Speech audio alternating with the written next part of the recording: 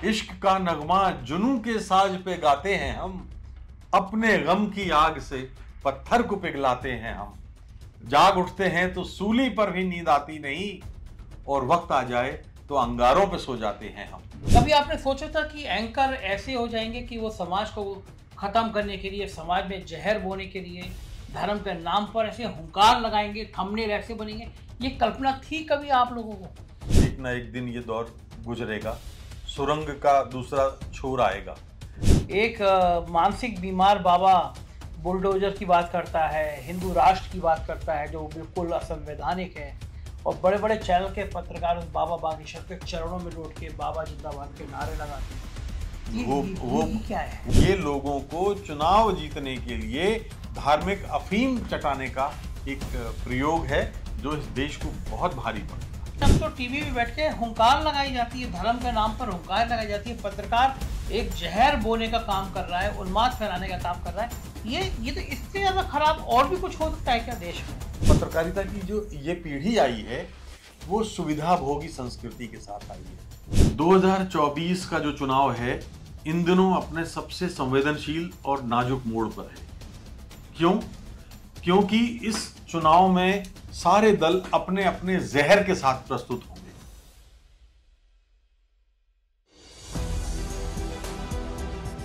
नमस्कार, मैं हूं संजय शर्मा। आप देख रहे हैं 4PM न्यूज नेटवर्क। मेरा सौभाग्य आज मेरे बड़े भाई जैसे देश के एक जाने माने पत्रकार मेरे ऑफिस में हैं। इनको आपने मेरे साथ डिबेट में कई बार सुना होगा। 76 में झांसी से छोटे से जिले से पत्रकारिता शुरू करने वाले राजेश बादल जी का कैरियर किसी जादू से कम नहीं है। ऊंचाइयों की, पत्रकारिता की ऊंचाइयों का जो सबसे शिखर मैं जिसको बोल सकता हूं, वहां तक राजेश जी गए। कोई ऐसी विधा नहीं है साहित्य की, फिल्म की, लिखने की, प्रिंट की, इलेक्ट्रॉनिक मीडिया की, जहां पर राजेश जी गए ना हो।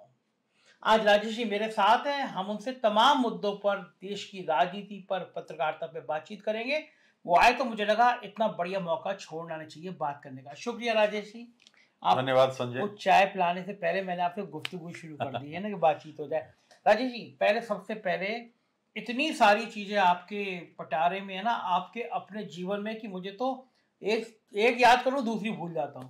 थोड़ा सा संक्षिप्त बताइए कि आपने जब झांसी से शुरुआत करी, वो आपातकाल का दौर था, और फिर आपने क्या क्या किया? देखिए संजय, मेरा हमेशा से मानना ये रहा है कि इंसान को अपने को नियति की रफ्तार या भाषा को पकड़ना चाहिए।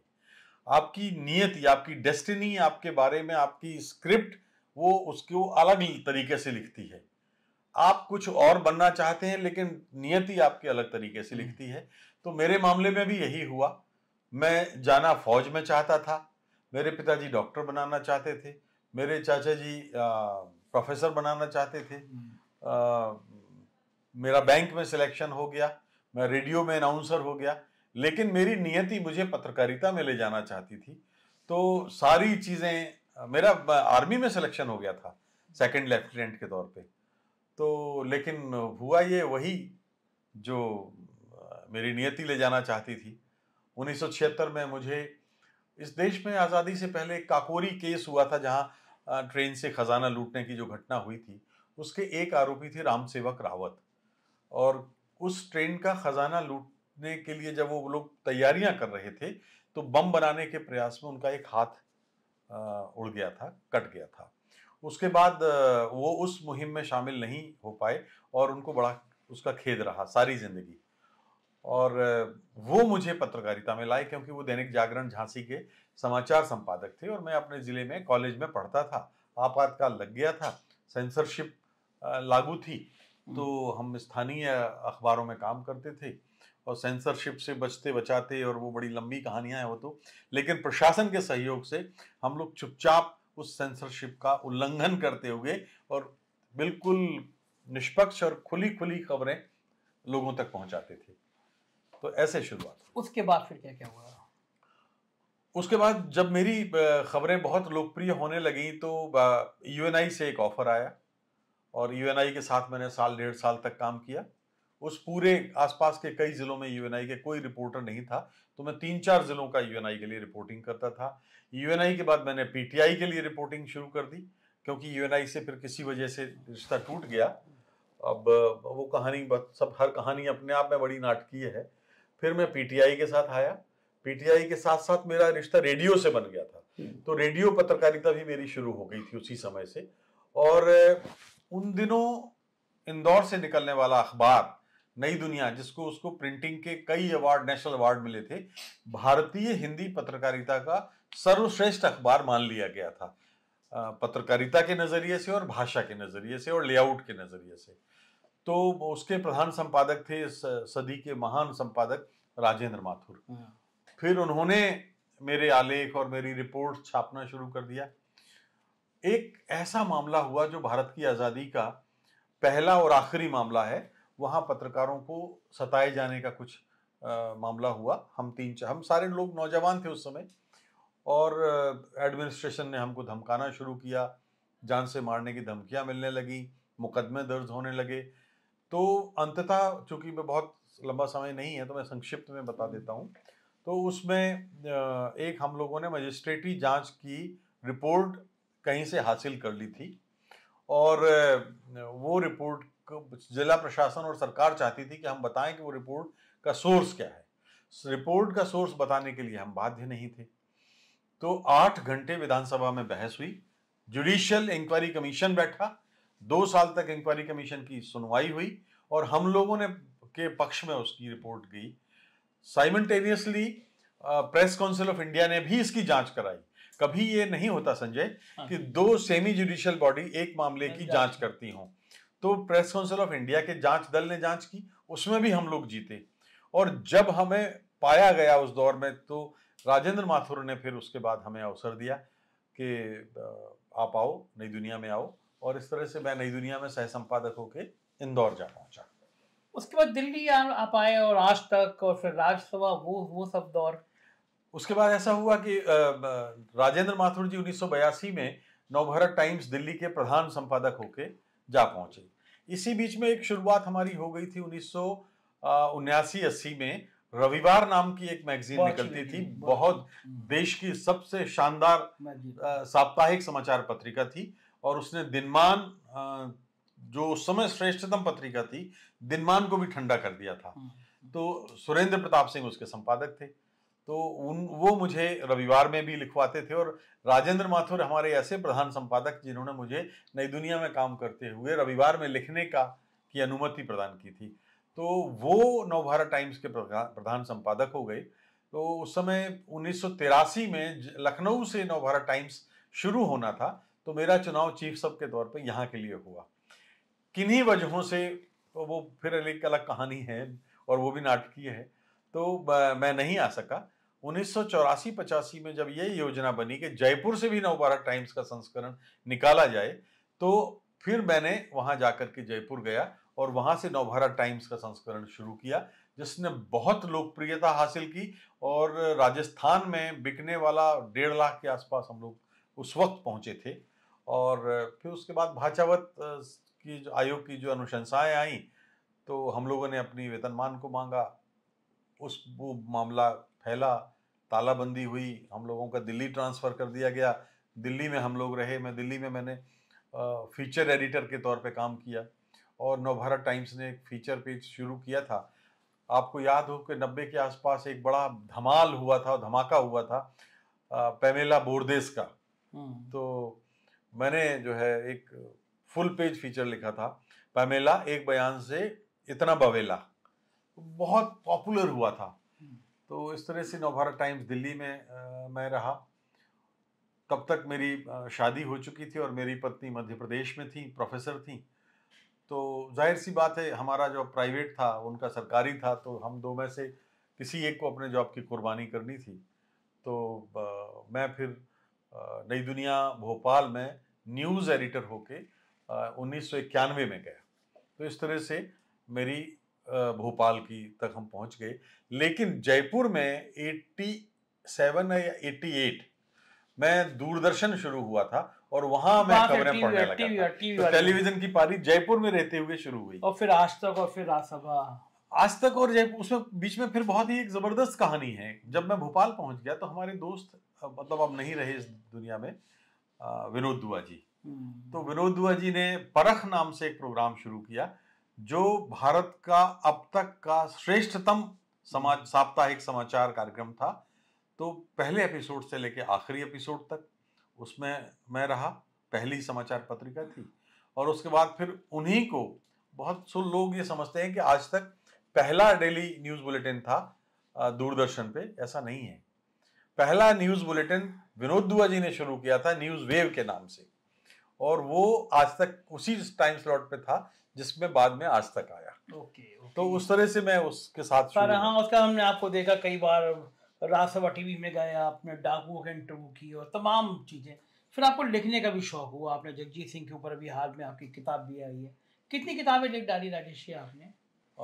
देखिए, लिखने का सिलसिला शौक तो मुझे लगता है कि खानदानी हमारा मतलब कुछ पारिवारिक हमारे संस्कार रहे होंगे। तो लिखने का सिलसिला तो 1982 से शुरू हो गया था। मध्य प्रदेश में पत्रकारिता का इतिहास, वो एक पुस्तक में हमने लिखा था, और उसके बाद 2-3 किताबों में और सहलेखक के तौर पर थे। तो इस तरह से लिखने की शुरुआत तो हो गई थी। आज तक मैं 10 साल रहा। तो अभी एक किताब मेरी जो चल रही है, चप्पा चप्पा देश, हमने एक भारत का पहला जो टेलीविजन ट्रैवलॉग है वो किया था, जो अरुणाचल प्रदेश में चीन की सीमा से नीचे रामेश्वरम तक हम लोग आए थे उसमें। तो वो किया था। आज तक मैं 2005 में मैंने छोड़ा, तब मैं उसका संपादक था। और उसके बाद मैं यूएस चला गया लंबे समय के लिए, वहाँ कुछ मीडिया स्टडी थी। अमेरिकी सरकार ने मुझे निमंत्रित किया था, तो वहाँ चला गया। और वहाँ से जब मैं लौटा तो कुछ तकनीकी ज्ञान कुछ और भी हुआ। तो मैंने 10 चैनल लगाए, 10 चैनल का मैं हेड रहा। बाप रे बाप। और उसके बाद राज्यसभा टीवी आती है। वाह जी। तो ये इतना शानदार राजेश जी सफर। आज के दौर में पत्रकार जितना आप पढ़ते लिखते रहते हैं, आज के दौर में शायद पत्रकार भूल गए। और दूसरी बात है राजेश जी, चूंकि आप उन पत्रकारों में से हैं देश के जिन्होंने एक पूरा दौर देखा है, सत्ता का अहंकार देखा है, सत्ता का तीव्र उन्माद देखा है, उनकी शिखर तक पहुंचने की यात्रा देखी है और फिर नीचे आने की यात्रा देखी है। लेकिन मीडिया के भी इसी तरह के कई रूप देखे हैं। जो मौजूदा दौर का मीडिया है, जिसको हम लोग गोदी मीडिया बोल देते हैं, क्योंकि गोदी में जाके बैठ गया है सरकार की। आप आज तक राज्यसभा तमाम जगह रहे, कभी आपने सोचा था कि एंकर ऐसे हो जाएंगे कि वो समाज को खत्म करने के लिए, समाज में जहर बोने के लिए, धर्म के नाम पर ऐसे हुंकार लगाएंगे, थंबनेल ऐसे बनेंगे? ये कल्पना थी कभी आप लोगों को? सच बताऊं तो कभी नहीं थी।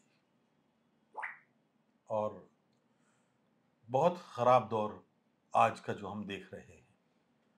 मैं स्वभाव से आशावादी हूं, तो इसलिए ये तो निष्कर्ष मेरे पास है कि एक ना एक दिन ये दौर गुजरेगा, सुरंग का दूसरा छोर आएगा। लेकिन मैं कह सकता हूं संजय कि हम लोगों ने प्रिंट मीडिया का स्वर्ण काल देखा, पतन काल देखा, टेलीविजन का स्वर्ण काल देखा, पतन का काल देखा। सबसे अफसोस की बात यह है कि देखिए, अब जो 15-20 साल से पत्रकारिता हो रही है, वो नई पीढ़ी के जो पत्रकार आ रहे हैं, जो मीडिया शिक्षण संस्थाओं में पैदा होके आ रहे हैं, डिप्लोमा लेके आ रहे हैं और वो जो काम कर रहे हैं, हमारी आशंका ये है कि वो क्या सोचेंगे कि, क्योंकि जो एंकर सामने बिहेव कर रहे हैं उनके सामने तो यही पत्रकारिता है। तो उन्होंने पत्रकारिता के उन स्वर्णिम और चमकीले और पुराने अध्यायों को देखा नहीं है। तो इन दिनों में ये काम कर रहा हूं कि जहां जहां भी अवसर मिलता है मैं जाता हूं, पुराने दिनों की उन जब मजबूती के साथ, हमने तो इंदिरा गांधी का दौर देखा था और उन्होंने जब सेंसरशिप लगाई थी तो हम लोग सड़कों पर आए थे। उसके बाद 1983 में जब जगन्नाथ मिश्र ने बिहार प्रेस बिल लाया, हमने उसका विरोध किया। उसके बाद 1987 में राजीव गांधी की हुकूमत थी, तब हमने मानहानि विधेयक का विरोध किया। हमने अपने अधिकारों के लिए संघर्ष किया, हड़ताल की, भाचावत के लिए गए, भाचावत के समर्थन में गए। तो अब मैं ये पाता हूं कि पत्रकारिता की जो ये पीढ़ी आई है, वो सुविधा भोगी संस्कृति के साथ आई है। कोई बात नहीं, सुविधाएं आज के जमाने के लिए जरूरी है, लेकिन अगर आप सुविधाओं के लिए अपने मूल्यों को छोड़ दें, अपने सिद्धांतों को छोड़ दें, तो ये ठीक नहीं है। लेकिन राजेश जी, सिद्धांत भी छोड़ दो एक बार को, लेकिन समाज को आपने जिस दौर में पत्रकारिता की और हमने सीखी आप जैसे लोगों से, तो उस दौर में भी कहा जाता था कि कोई ऐसी बात मत करो, दो समुदाय में झगड़ा हो जाता था, नाम ही लिखते थे हम लोग कि दूसरा समुदाय भड़के ना। लेकिन अब तो टीवी पे बैठ के हुंकार लगाई जाती है, धर्म के नाम पर हुंकार लगाई जाती है, पत्रकार एक जहर बोने का काम कर रहा है, उन्माद फैलाने का काम कर रहा है। ये तो इससे ज्यादा खराब और भी कुछ हो सकता है क्या देश में? देखिए, हम लोगों के समय में, और आज भी मैं मानता हूं, भारतीय संविधान हम लोगों की गीता है। भारतीय संविधान, इस तरह का कोई प्रावधान उसमें नहीं है कि आज जो हमें टेलीविजन के पर्दे पर नजर आ रहा है, कई न्यूज पोर्टल्स में भी नजर आ रहा है, आप धार्मिक आधार पर देश को बांट रहे हैं, आप सांप्रदायिक आधार पर देश को बांट रहे हैं, आप दो मजहबों के बीच में नफरत और उन्माद फैला रहे हैं, आप हिंसा को बढ़ावा दे रहे हैं। हमारा संविधान ये नहीं करता। हमारा संविधान इसके सख्त खिलाफ है। और अफसोस की बात यह है कि वो लोग इस चीज को बढ़ावा दे रहे हैं जो संविधान की शपथ लेके और कुर्सी पर बैठे हैं। ऐसी स्थिति में आशंका ये होती है कि देश समाज की को कहां ले जाएगा। समाज दरअसल हमारे सामने तो वो लोग थे राजनीति में, पत्रकारिता में, लेखन में, जो एक उनके सामने एक स्पष्ट विजन था और उस संवैधानिक लोकतंत्र की नींव थे वो। लेकिन अब तो कुछ संविधान को कोई नहीं मान रहा है, गांधी को कोई नहीं मान रहा है, लोकतंत्र के मूल्यों में आस्था नहीं है। तो आप इन एंकर्स को क्या करेंगे? अफसोस की बात यह है कि ये एंकर जो हैं अब जिस रूप में अपने आप को प्रस्तुत कर रहे हैं, ये नहीं जानते कि कितना बड़ा अपराध कर रहे हैं। मैंने तो देखा राजेश जी की एक मानसिक बीमार बाबा बुलडोजर की बात करता है, हिंदू राष्ट्र की बात करता है जो बिल्कुल असंवैधानिक है, और बड़े बड़े चैनल के पत्रकार उस बाबा बागेश्वर के चरणों में लौट के बाबा जिंदाबाद के नारे लगाती हैं। ये क्या है? वो बाबा। और देखिए, हमें मीडिया में अगर माना जाए कि हमने भारतीय संविधान का अध्ययन किया है, भारत में लोकतंत्र की जड़ों का अध्ययन किया है, भारत की कानूनी और न्याय प्रणाली का अध्ययन किया है, तो ये बयान हमें नहीं जलाना चाहिए कि एक बाबा ये कहता है, वो जिस बाबा की आप बात कर रहे हैं, कि अब शास्त्र नहीं शस्त्र उठाने का समय आ गया है। बताइए, खुलेआम हिंसा को बढ़ावा दे रहा है। वो कहता है कि मैं पाकिस्तान में को हिंदू राष्ट्र बनाना चाहिए। अरे आप अपने देश से, ये लोगों को चुनाव जीतने के लिए धार्मिक अफीम चटाने का एक प्रयोग है जो इस देश को बहुत भारी पड़ेगा। एक सांसद हैं, वो ये कहती हैं कि हर हिंदू को अपने घर में चाकू रखना चाहिए। एक मंत्री हैं जो पाकिस्तान जाने की बात करते रहते हैं। एक गांधी ने एक लाठी जो थी अपने सहारे के लिए, अहिंसा के सहारे सारे देश से अंग्रेजों को भगाया। उस गांधी को हम भूल गए, उस गांधी को हम गरियाने की बात करते हैं। क्या हम अपने पुरखों को भूल सकते हैं? ठीक बात है।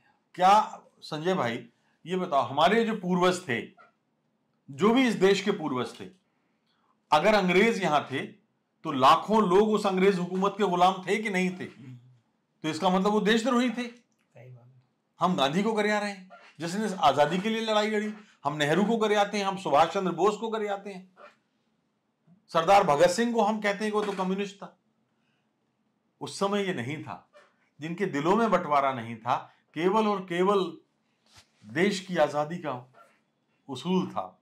वो क्या कहते थे कि इश्क का नगमा जुनून के साज पे गाते हैं हम, अपने गम की आग से पत्थर को पिघलाते हैं हम, जाग उठते हैं तो सूली पर भी नींद आती नहीं, और वक्त आ जाए तो अंगारों पे सो जाते हैं हम। ये वो लोग थे। बिल्कुल ठीक बात है, उन्होंने आज़ादी दे रही और यहाँ तक हम लोग पहुँच गए। अब थोड़ा सा मैं राजनीति बात करता हूँ। राजेश जी, आप पूरे देश में घूमते रहते हैं, जगह जगह आप लेक्चर देते हैं, जनता से मिलते हैं, शो करते हैं। देश का जो माहौल चल रहा है इस समय में, मैं बल्कि सीधे सीधे शब्दों में कहूँ कि 2024 के चुनाव से पहले आपको देश की मोटी एक बड़ी तस्वीर क्या नजर आती है? 2024 का जो चुनाव है इन दिनों अपने सबसे संवेदनशील और नाजुक मोड़ पर है। क्यों? क्योंकि इस चुनाव में सारे दल अपने अपने जहर के साथ प्रस्तुत होंगे, और तब ये परीक्षा का काल है कि इस देश में लोकतंत्र की एक बार फिर वापसी होगी, या हम किसी इस देश पर तानाशाही के घुड़सवार सवारी कर देंगे, चढ़ाई कर देंगे। तो ये एक बहुत महत्वपूर्ण चुनाव का साल 2024 का होने वाला है और इस देश को ये तय करना होगा कि वो चाहता क्या है। एक बार फिर बादशाही, सामंती और उस गुलामी को या बर्बर युग का, जो मध्य युग का जो बर्बर तंत्र था, उसको, उसकी वापसी चाहता है, या एक बार फिर डेमोक्रेटिक मूल्यों की वापसी चाहता है। अच्छा, आपको लग क्या रहा है, आप देश के अलग अलग राज्यों में जा रहे हैं तो लोगों की समस्याएं सबसे बड़ी क्या सामने आ रही हैं? लोग किस बात से परेशान हैं, किस बात से दुखी हैं और किस बात पर वो वोट कर सकते हैं? देखिए, मैं जहां जहां भी जाता हूं, समस्याएं पूरब, पश्चिम, उत्तर, दक्षिण एक जैसी है। आबादी बढ़ी है। हम कहते हैं कि 35 करोड़ से ज्यादा लोग इस देश में नौजवान हैं और ये दुनिया का सबसे युवा राष्ट्र है। अगर ये युवा राष्ट्र है तो ये जवान की, एक नौजवान के दिल की आवाज कोई नहीं सुन रहा है, एक नौजवान की पीड़ा कोई नहीं देख रहा है। हम लोग जब नौजवान थे तो हमको रोजगार मिल गया था। मैंने कहा कि 4-4 रोजगार मेरे पास थे, मैंने 5वें रोजगार की दिशा में गया क्योंकि मेरी डेस्टिनी ले जाना चाहती थी। आज आप बताइए 8 सालों में कितने घर घर में बेरोजगार बैठा हुआ है। 35 साल 40 साल के नौजवान बच्चे बैठे हैं और उनकी उम्र निकल गई है, सरकारी नौकरी मिल नहीं सकती, उद्योग में मिल नहीं सकता, अपना काम करने जाओ तो पैसा नहीं है, उनकी शादियां नहीं हो रही है। तो इस बेरोजगारी के कारण एक सामाजिक बिखराव भी हो रहा है। बेरोजगारी बड़ा मसला है, उसके बाद आप जाइए तो महंगाई बड़ा मसला है। अभी बीते दिनों हमारे प्रधानमंत्री जी मध्य प्रदेश गए, उन्होंने एक कई प्रदेशों के उदाहरण दिए, गैर भाजपाई, जहां पर भाजपा के जो राज्य हैं उनके उदाहरण दिए कि देखो वहां इतना कम डीजल है, पेट्रोल है, वहां इतना, गैर भाजपा शासित राज्यों में इतना महंगा पेट्रोल। वो मध्य प्रदेश की सरकार का उदाहरण देना भूल गए कि 108-9 रुपए वहां पर पेट्रोल चल रहा है। तो पेट्रोल बहुत महंगा है। पहले आप एक चीज सोच के जाते थे कि आपको मान लीजिए सब्जी खत्म हो गई तो आप, ठीक है मैं लेके आता हूं, स्कूटर उठाया आपने, चले गए। लेकिन अब आप नहीं जाते। क्यों? क्योंकि आपको 10 बार और मुद्दे इकट्ठे करने पड़ते हैं। तो महंगाई दूसरा बड़ा इशू है। तीसरी बात यह है कि सांप्रदायिक जिस तरह से नफरत फैलाने की बात हो रही है, विभाजन की बात, अरे इस देश की 1000 साल की संस्कृति, साझा संस्कृति है, साथ रहने की संस्कृति है। कभी कोई समुदाय, कभी कोई समुदाय, थोड़ा बहुत 19-20 तो हर जगह चला रहता है। सांप्रदायिक बीज तो हमारे इस देश की जमीन में अंग्रेज पैदा करके गए थे। लेकिन आजादी के बाद 75 साल में जिस पवित्र ग्रंथ ने, संविधान नाम के ग्रंथ ने, इन बीजों को दफना दिया था। अफसोस की बात यह है कि अब उन बीजों को फिर से उभारा जा रहा है, उनको खाद पानी दिया जा रहा है। आखिरी सवाल जी, एनडीए बनाम इंडिया, कौन ज्यादा ताकतवर लग रहा है? देखिए, लोकतंत्र में पक्ष और प्रतिपक्ष दोनों का महत्वपूर्ण रोल है, बहुत महत्वपूर्ण। ये नहीं हो सकता कि पक्ष में अगर लोकतंत्र का पहिया ट्रैक्टर के पहिए के बराबर है, पक्ष का, सरकार का, और प्रतिपक्ष इतना दुर्बल, महीन, बारीक, निर्बल हो जाए कि वो साइकिल के पहिए के बराबर हो, तो लोकतंत्र चल नहीं सकता। तो एनडीए बनाम इंडिया जो है, वो, मैं तो अभी कहता हूं कि आज जो प्रतिपक्ष की शक्ल है वो बहुत कमजोर है। इस देश के हर मतदाता को यह समझना होगा कि अगर वो अपनी सरकार को मजबूत होते देखना चाहता है, जो भी सरकार आए, अगर वो लोकतंत्र को मजबूत होते देखना चाहता है तो उसको पक्ष और प्रतिपक्ष को बराबरी पे लाना पड़ेगा। अब इसके बाद चूंकि हमने देखा है कि हमारे जितने भी राज्य हैं, कहीं टीएमसी है तो कहीं एनसीपी सत्ता में है, तो कहीं कांग्रेस है, तो कहीं भारतीय जनता पार्टी है। जब आप समग्र रूप में पाते हैं तो मुझे लगता है कि इस समय जो बार बार हमने देखा है कि देखिए 1977 में मतों का बंटवारा रोका गया और जनता पार्टी सत्ता में आई। 1989 में उतना नहीं हो पाया, लेकिन चूंकि कांग्रेस के खिलाफ था, जब आप नकारात्मक हो जाते हैं तो आपको याद है वीपी सिंह की सरकार को कम्युनिस्टों ने भी सपोर्ट किया था और भारतीय जनता पार्टी ने भी सपोर्ट किया था। तो जब ऐसा होता है, एक वैचारिक ध्रुवीकरण स्पष्ट है। एक ध्रुवीकरण इस आधार पर है कि क्या ये धार्मिक आधार पर लोकतंत्र चलेगा या नहीं चलेगा, क्या संवैधानिक आधार पर लोकतंत्र चलेगा, स्वस्थ लोकतंत्र, धर्मनिरपेक्ष लोकतंत्र, और सभी का समाज बनाने वाला लोकतंत्र होगा। तो क्या वो चलेगा, ये देखने की बात है। तो मुझे आज अब जो लगता है, जितना मैं घूमता हूं अभी फिलहाल, जितने ये इंडिया का जो एक के नाम पर जो इकट्ठे हुए हैं दल, अगर वो वैचारिक आधार पर जुड़े रहे तो निश्चित रूप से इस देश में लोकतंत्र मजबूत स्थिति में आएगा। अन्यथा फिर अधिनायकवाद का सामना करने के लिए हमें तैयार रहना होगा। बहुत बहुत शुक्रिया राजेश जी, आपने इतना कीमती समय दिया। ये थे राजेश बादल जी, एक सीनियर जर्नलिस्ट, जिन्होंने अपनी पत्रकारिता से लेकर वर्तमान राजनीति का पूरा खाका आपके सामने खींच कर रख दिया। मुझको यकीन है आपको ये परिचर्चा पसंद आई होगी, इंटरव्यू पसंद आया होगा। अपनी राय जरूर बताइएगा, अपने प्यार को बनाए रखिएगा। बहुत बहुत शुक्रिया, थैंक यू।